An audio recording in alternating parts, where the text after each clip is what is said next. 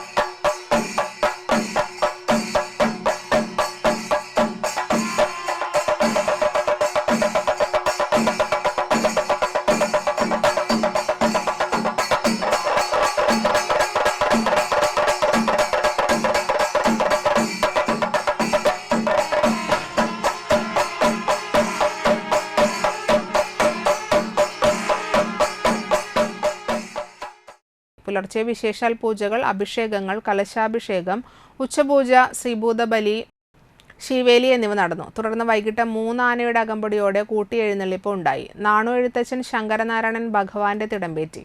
തൃപ്രയാർ അനിയന്മാരാർ മേളത്തിന് പ്രാമാണികത്വം വഹിച്ചു. ശ്രീവേദ വ്യാസ നമ്പിക്കടവ് ഉത്സവാഘോഷ കമ്മിറ്റിയുടെ കാവടിയും ശിങ്കാരിമേളവും ഉണ്ടായിരുന്നു.